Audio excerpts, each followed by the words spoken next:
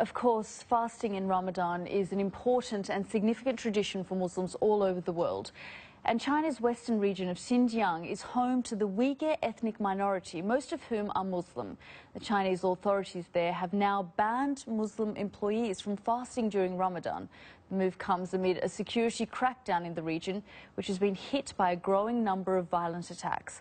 For more on this story, we can speak to Alim Seitov of the World Uyghur Conference. Mr. Seitov, thanks very much for joining us. Why has China taken this move? It's not surprising. Basically, the Chinese government is an undemocratic authoritarian and also an atheist state. It wants to secularize the Uyghur people and wants to essentially assimilate the Uyghur people into the Chinese secular culture. So that's why the Chinese government has banned fasting in the holy month of Ramadan, which is a duty of all Muslims, including the Uyghur people. So today, Uyghurs who work for Chinese government controlled, operated, or owned entities, whether they are schools, hospitals, or government, they simply cannot fast. If they fast, they will be fined, severely penalized, and in worst case scenario, they will be even arrested.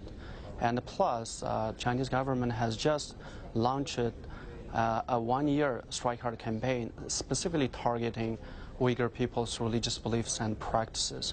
So the situation on the ground is very bad now in this holy month of Ramadan for the peaceful Uyghur people. In the past, Mr. Seitov, it's been quite indirect, the pressure on the Uyghur community in terms of fasting. But this is quite drastic now, isn't it? It's very direct.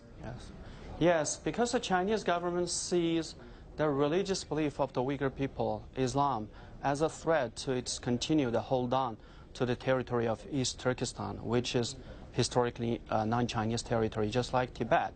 And China sees the Uyghur people's strong belief in religion is a big problem to keep the Uyghur people's separate, unique identity, culture, and a language.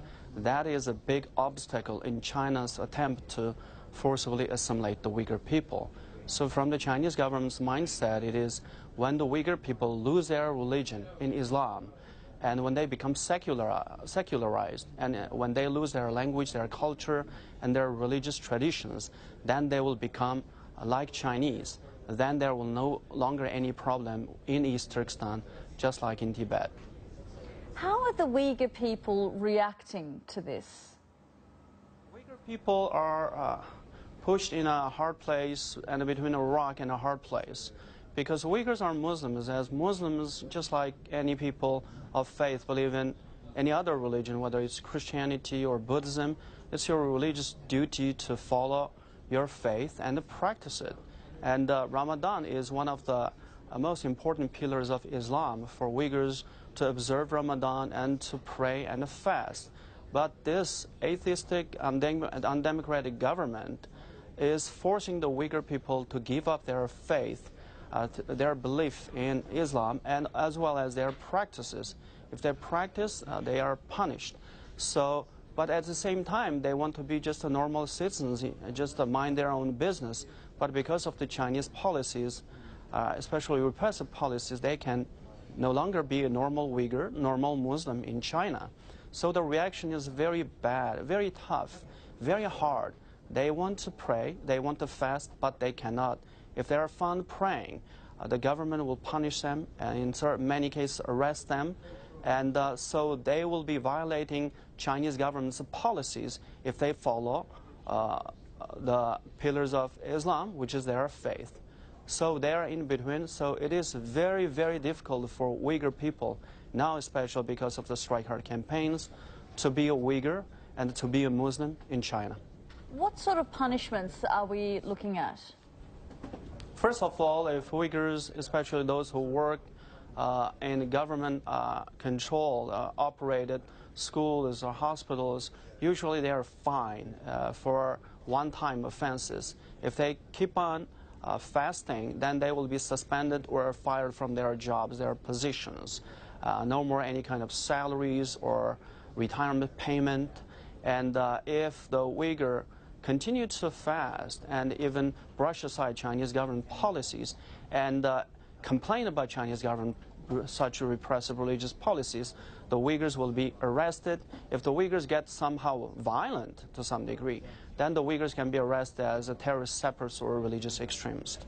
What about sorry. Yes. What about these night patrols? Night patrols? Yes, since Chinese President Xi Jinping announced the one-year Strike Hard campaign last month, Chinese security forces are now initiating security sweeps and night patrols in predominantly Uyghur areas of East Turkestan, like in Kashgar, in Hotan, and other places. And Chinese armed soldiers, they patrol the Uyghur neighborhoods at night just to make sure that Uyghurs are not fasting. If they see any house has lights on, especially during the time to eat at night, then they will break into the house of the Uyghur people just to find them fasting. Then if the Uyghur family or the husbands in protection of their honor of their wives get violent, the Chinese soldiers are ordered to shoot and kill them just to label them as terrorists. Okay, thanks very much for joining us, Mr. Saitov, Alim Saitov from the World Uyghur Conference there. And we have been in touch with the Chinese embassy here in London, but they haven't responded to our request for an interview on this story.